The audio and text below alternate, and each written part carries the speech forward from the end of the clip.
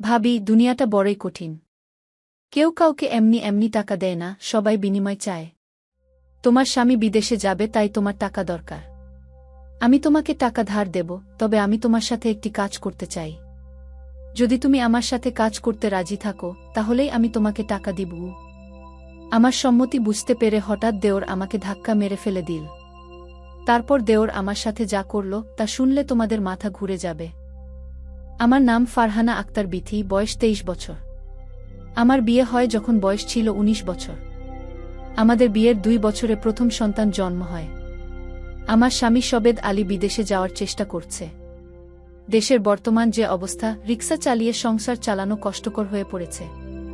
রিকশা চালিয়ে যে পরিমাণ টাকা আয় হয় তা দিয়ে আমাদের সংসার চালাতে কষ্ট হয়। প্রত্যেক মাসে কিছু পরিমাণ টাকা ধার করে চলতে হয়। বিগত 2 বছরে প্রায় 30,000 টাকা ধার হয়ে গিয়েছে। দিন দিন ধারের পরিমাণ বেড়েই চলেছে। চিন্তায় চোখে মুখে সর্ষে ফুল দেখতে লাগলাম। আমাদের গ্রামের একজন ওমান প্রবাসী ওমান ভিসা দেয়ার অফার দেয়ায় আমার স্বামীর ওমান যাওয়ার ইচ্ছা হল। ভিসার জন্য 3,20,000 টাকা লাগবে, কিন্তু হাতে কোনো টাকা পয়সা নেই।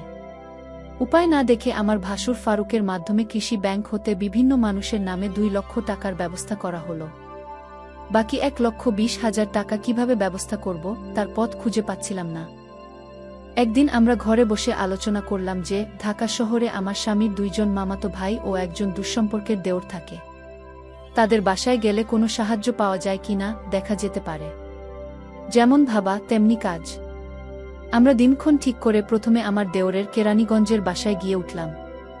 আমার দেওর অবিবাহিত ছিল, সরকারি ভালো চাকরি করে এবং ভালো বেতন পায়। বেতন ছাড়াও ভালো আউট ইনকাম আছে, তাই টাকার কোনো অভাব নাই বললে চলে। সামনে বিয়ে করার পরিকল্পনা আছে, তাই বড় একটি বাসা নিয়ে থাকে। আমরা সন্ধ্যা 6টায় দেওরের বাসায় গিয়ে পৌঁছালাম। আমাদেরকে দেখে দেওর খুবই আশ্চর্য হয়ে গেল আর বলল, ভাবি, আপনারা কোথা হতে এলেন? কিভাবে এলেন? কি উদ্দেশ্যে এলেন? একসাথে অনেকগুলো প্রশ্ন করে আমাদেরকে বাসায় অভ্যর্থনা জানান। আমরা বাসায় ঢুকলাম, হাত মুখ ধুয়ে ফ্রেশ হলাম। দেওর আমাদের বাড়ির সবার কথা জানতে চাইল, আমরাও তাদের বাড়ির সবার কথা তাকে জানালাম। আমরা যাওয়ার কিছুক্ষণের মধ্যে কাজের মহিলা আসাতে আমাদের সকলের জন্য রাতের রান্না করার আদেশ দিল। আমাদের উদ্দেশ্যের কথা এখনই বললাম না।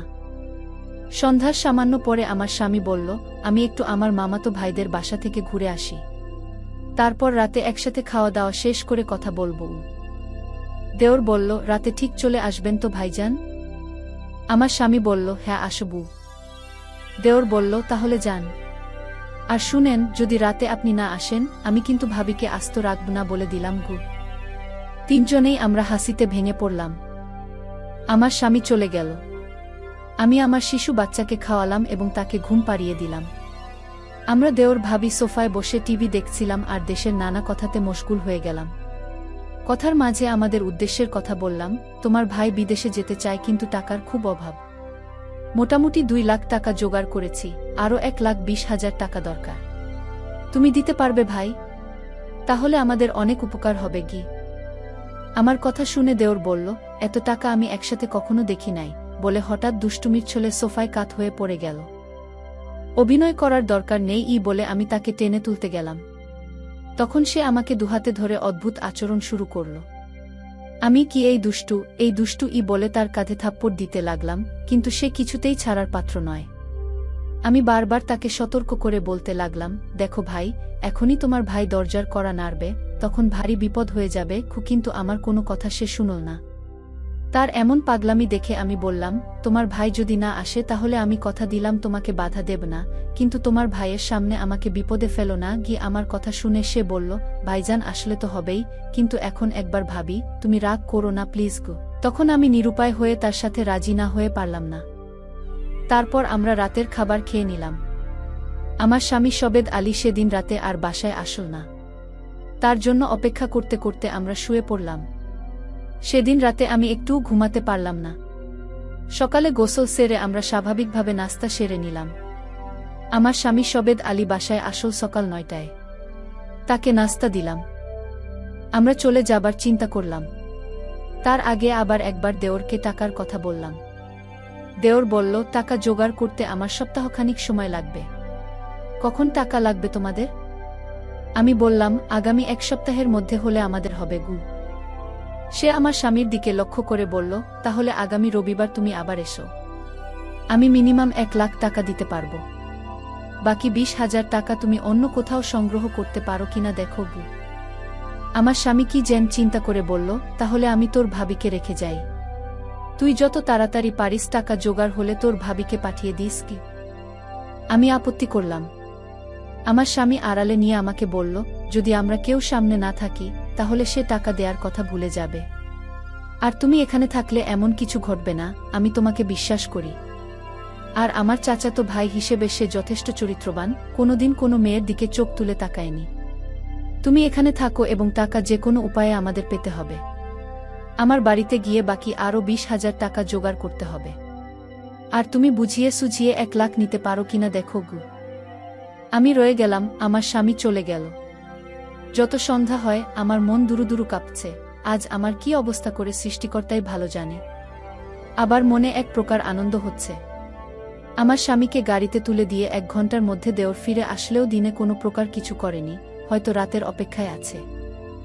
রাত প্রায় 8টা বাজল। আমরা রাতের খাওয়া দাওয়া শেষ করে নিলাম।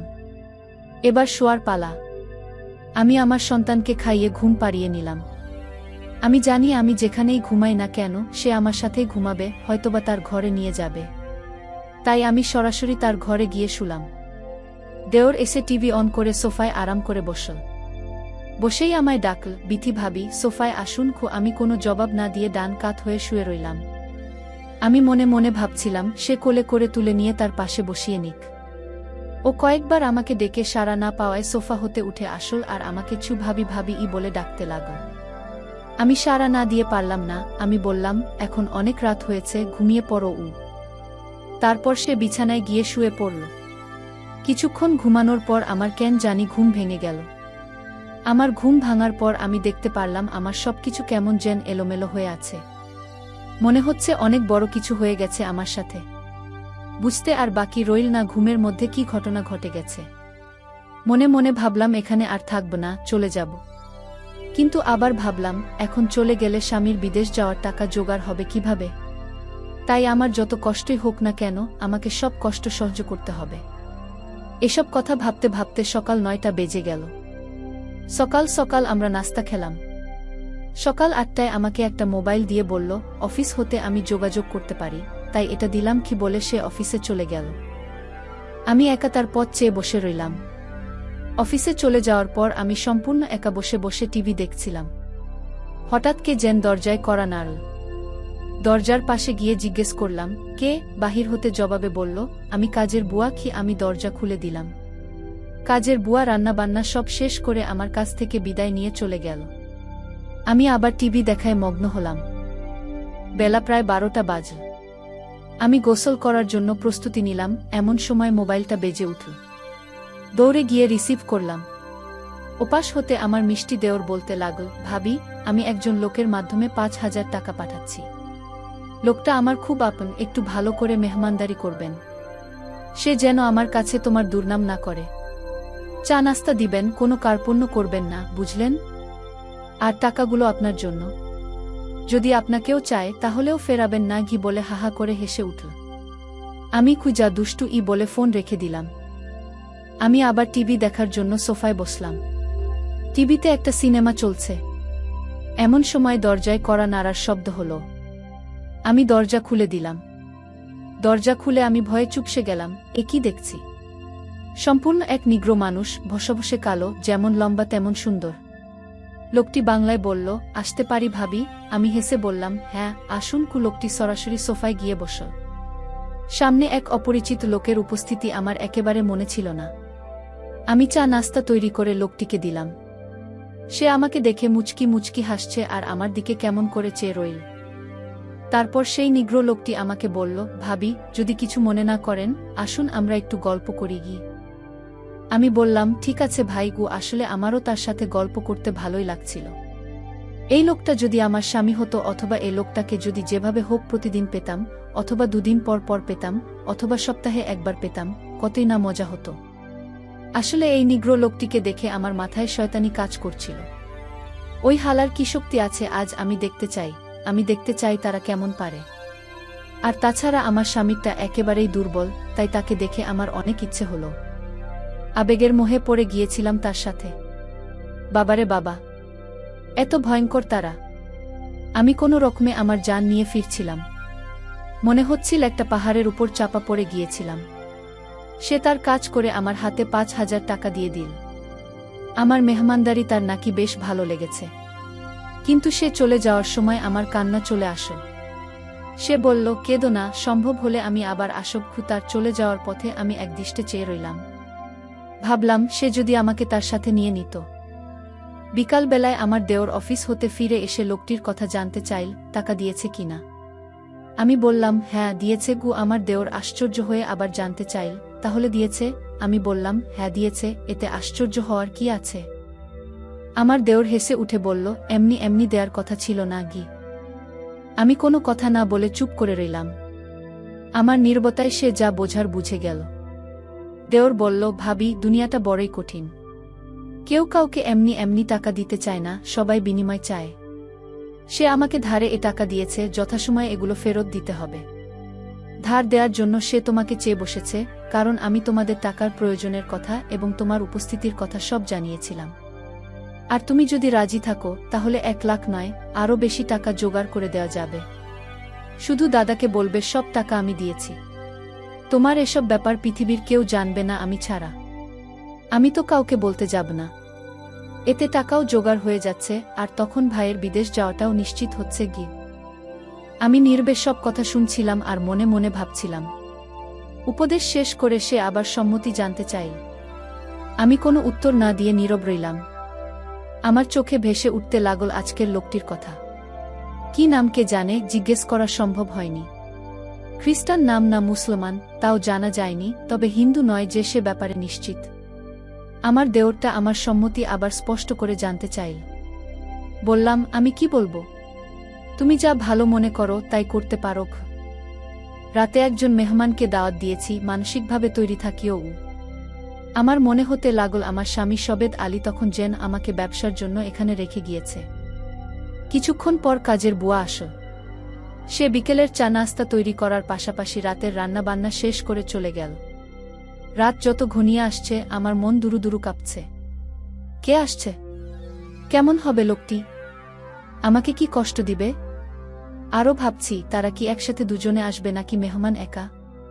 মনের ভিতর একটা চঞ্চলতা কাজ করতে লাগল। আজ আমার দেওরের মধ্যে আমাকে নিয়ে কোনো আগ্রহের লক্ষণই দেখতে পাচ্ছি না। সম্ভবত রাতের মেহমানের জন্য আমাকে ফ্রি রাখতে চাচ্ছে। রাত 8টা বাজলে আমি দেওরকে বললাম, খেয়ে নেবে না, মেহমানের জন্য অপেক্ষা করবে? বলল, না, মেহমান খেয়ে আসবে। চল আমরা খেয়ে নিই। আমরা খেয়ে নিলাম। আমরা বসে বসে টিভি দেখছি। প্রায় রাত 10টা, দরজায় খটখট আওয়াজ শুনলাম। বুঝলাম মেহমান এসে গেছে। আমার সমস্ত শরীরে এক অজানা শিহরণ জেগে উঠল। কিছুক্ষণের মধ্যে আমাকে নিয়ে এক অজানা, অচেনা, অদ্ভুত কাজ শুরু করবে। আমার বিপদের সময় আমাকে 5,000 টাকা দিবে। আমার দেওর দরজা খুলে দিল। মেহমান ঘরে ঢুকে জানতে চাইল, তোমার বিথি ভাবি কই? দেওর বলল, ভিতরে আছে গি। দুজনে একসাথে আমি যে ঘরে আছি সে ঘরে চলে এল। দেওর তার সাথে আমাকে পরিচয় করিয়ে দিল। লোকটির দৃষ্টি আমার উপর। লোকটি দেওরের উদ্দেশ্যে বলল, তোমার ভাবিকে দেখতে দারুণ লাগছে। আমি একমনে টিভির দিকে তাকিয়ে আছি আর চোখে লোকটিকে দেখছি। ফর্সা, সুন্দর চেহারার লোক। আমার দেওর কয়েক মিনিট পর বলে উঠল, তোমরা বসে কথা বলো, আমি একটু পাশের রুম হতে আসছি বলে লোকটির কাছে আমাকে দিয়ে গেল। লোকটিও সেটা বুঝেছে। দেওর বের হওয়ার সাথে সাথে লোকটি আমাকে অনেকক্ষণ পর আমার হাতে 5,000 টাকার বান্ডেল দিয়ে পাশের রুমে গিয়ে ঘুমাল। সেই রাতে আমি একটুও ঘুমাতে পারিনি। সকালে ঘুম হতে উঠে বাথরুম সেরে গোসল করলাম। তারপর দুজনের চা নাস্তা খেলাম। আমার দেওর সকাল 8টায় অফিসে রওনা হয়ে গেল। আজ কোনো মেহমান আসবে কিনা বলে যায়নি। আমার কাছে গতকালের রেখে যাওয়া তার মোবাইলটা কিন্তু আছে, হয়তো যোগাযোগ করবে, না করলে আরও ভালো। আমি বৃহস্পতিবার থেকে যে পরিশ্রম করছি শুধু স্বামীর বিদেশে যাওয়ার টাকার জন্য। আজ বিশ্রাম নেয়া দরকার। দেওর চলে যাওয়ার পর কেমন জানি একা একা লাগছে। বুয়া আসল। দরজায় কল করার সাথে সাথে আমি গিয়ে খুলে দিলাম। বুয়া তার কাজ ঘণ্টা দেড়েকের মধ্যে শেষ করে চলে গেল। আমি আবার একা হয়ে গেলাম। ঘরের দরজার খিল মেরে দিয়ে শুয়ে রইলাম। আজ দিনের সব ঘটনা ভাবতে ভাবতে তন্দ্রা এসে গেল। হঠাৎ মনে হলো দরজা খুলে কে যেন প্রবেশ করছে। ভাবলাম আমার দেওরটা হয়তো আজ তাড়াতাড়ি ফিরে এসেছে, তাই শোয়া হতে উঠলাম না। দেওরের সাথে ছলনা ও দুষ্টুমি করার জন্য ঘুমের ভান ধরে পড়ে রইলাম। মনে মনে ভাবলাম সে আমায় না জাগিয়ে নিশ্চয়ই আমার সাথে দুষ্টুমি করবে। দেওর ঘরে ঢুকে দরজা বন্ধ করে দিল। আস্তে এক পা দু পা করে আমার ঘরে প্রবেশ করল। আমি আজ প্রতিজ্ঞা করলাম যতক্ষণ তার কাজ শেষ না হয় ততক্ষণ আমি চোখ খুলব না। দেওরটা আমার ঘরে ঢুকে কোনো কথা বলল না। সবশেষে যখন বুঝতে পারলাম সে আমার দেওর না, তখন মনে মনে নিজেকে ধিক্কার দিলাম। ছি, একজন অচেনা মানুষ আমাকে বিনা বাধায় এমন করল। আর আমিও জিজ্ঞেস করলাম, আপনাকে কে পাঠিয়েছে? উনি বলল, আমাকে কেউ পাঠায় নাই। আমি তোমাদের সকল কর্মকাণ্ড জানি এবং দেখেছি। আমি পাশের বাসায় থাকি এবং এ বাসাগুলোর মালিক আমি। বাসা হতে বের হবার সময় দেখলাম তোমার দরজাটা ফাঁকা, লাগাওনি। আমি ঢুকলাম, তোমাকে দেখে লোভ সামলাতে পারলাম না। তবে এত সহজে তোমাকে যে পাব ভাবি নাই। আচ্ছা বলতো, আমার জায়গায় তুমি কাকে ভেবেছিলে? আমি বললাম, আমার দেওরকে গিয়ে। সে বলল, তুমি এখানে এসে এ কাজে লিপ্ত হলে কেন? জবাবে বললাম, আমার স্বামী বিদেশে যাওয়ার জন্য 1,20,000 টাকা ধার চাইতে এসেছিলাম। তোমার কি আপন দেওর? না, আমার স্বামীর গ্রামের বাল্যবন্ধু এবং দুঃসম্পর্কের চাচাতো ভাই। লোকটি হেসে উঠল, তাই চিন্তা করো, আমি তোমাকে সাহায্য করব। আমি এখানে একা থাকি, কেউ নেই। যতদিন থাকো আমি তোমাকে চাই। আমি এখনই তোমাকে 30,000 টাকা দিচ্ছি। কে বলে বাসায় গিয়ে টাকা নিয়ে ফিরে আসে এবং আমাকে 30,000 টাকার বান্ডেল দিয়ে বলল, কাউকে বলবে না। তোমার দেওর 1,00,000 টাকা দিলেও এগুলো তোমার। শুধু দিনের একটা সময়ে তোমাকে চাই, যতদিন এখানে থাকো গু। আমি মেঘ না চাইতেই বৃষ্টি পেলাম। আমার দেওর অফিসে চলে গেলে আমার একাকিত্বের সঙ্গী পেলাম, যেটা আমার দেওরও কখনো জানবে না। সন্ধ্যার পরে আমার দেওর অফিস থেকে ফিরে এল, সাথে একজন কোট টাই পরা ভদ্রলোক। দরজায় নক করতে আমি দরজা খুলে দিলাম। সাথের মেহমানের সাথে চোকাচোকি হলো। আমি কোনো প্রকার সম্ভাষণ না করে দরজা হতে ফিরে এলাম। লোকটি জিজ্ঞেস করল, এটা নাকি তোমার ভাবি? দেওর বলল, হ্যাঁ গু। তারা আমার পাশের রুমে ঢুকল। আমার দেওর তাকে বসিয়ে আমার রুমে আসল। আমি কিছু জানতে চাওয়ার আগে সে বলতে লাগল, বুঝলে ভাবি, দুনিয়াটা খারাপ হয়ে গিয়েছে। কেউ কাউকে সাহায্য করতে চায় না, সবাই চায় সাহায্যের বিনিময়ে কিছু পেতে। আমি পড়েছি মহাবিপদে, তোমাদের টাকা জোগাড় করতে তোমাকে ভিন্ন পথে ব্যবহার করতে হচ্ছে। বাধ্য হয়ে আজ আবার একজনকে নিয়ে আসতে হলো গু। আমি কোনো উত্তর দিলাম না। সে একটু থেমে আবার বলতে লাগল, মেহমানের নাম মিস্টার এলভিন। বাংলাদেশে এসেছে বেড়াতে। গ্রাম্য শাড়ি পরা ললনা নাকি তার খুব পছন্দ। আমার সাথে পরিচয় 6 মাস হলো। আজ দেখা হতে তোমার সমস্যার কথা বলতেই আসার আগ্রহ দেখালে নিয়ে আসলাম গো। আমি শুধু বললাম, মেহমানকে কি খাওয়াবে? বলল, সে বিষয়ে তুমি চিন্তা করো না, আমি হোটেল থেকে নিয়ে আসব। তুমি খেয়ে নাও, আমরা দুজনে একসাথে খাবো। রাত 8:30 বেজে গেল। দেওর এলভিনের জন্য খাবার আনতে বের হলো। সে বের হবার সাথে সাথে লোকটি ঘরে প্রবেশ করল। সরাসরি আমার পাশে সোফায় বসে গেল। আমি একটু লজ্জা পেয়ে উঠে দাঁড়িয়ে তাকে বসার জন্য অনুরোধ করলাম। সে বসে আমাকে তার পাশে বসতে বলল। আমাদের বাংলাদেশিদের চেয়ে বিদেশিরা অনেক স্মার্ট, ওদের তুলনায় আমার স্বামী কিছুই না। সবশেষে সে যখন চলে যাবে সে আমাকে 10,000 টাকা হাতে ধরিয়ে দিল। এভাবে আমার 1,20,000 টাকা জোগাড় হয়ে গেলে দেওরকে বললাম, আমি চলে যেতে চাই। দেওর না বলল না। তারপরের দিন সকালে আমায় বাসে তুলে দিলে আমি বাড়ি চলে এলাম। কয়েকদিন পর আমার স্বামী বিদেশে চলে গেল। এখন আমাদের সংসারে কোনো অভাব নেই। স্বামীর কাছ থেকে যে পরিমাণ টাকা পাঠায় তাতে আমাদের সংসার চলে, অনেক টাকা বেঁচেও যায়। কথায় আছে, বিপদে পড়লে নাকি বান্দির পায়ে পড়তে হয়, ঠিক আমার বেলাও তাই হলো। আমার স্বামীর জন্য আজ এমনটা করতে হলো। জীবনে ভালো কিছু করতে হলে অনেক বাধার সম্মুখীন হতে হয়, সেটা হতে পারে ভালো বা মন্দ। ভিডিওটি আজকের মতো এখানেই শেষ করলাম। এরকম মজার মজার ভিডিও পেতে চ্যানেলটি এখনই সাবস্ক্রাইব করে পাশে থাকো। ভালো থাকো, সুস্থ থাকো। ধন্যবাদ।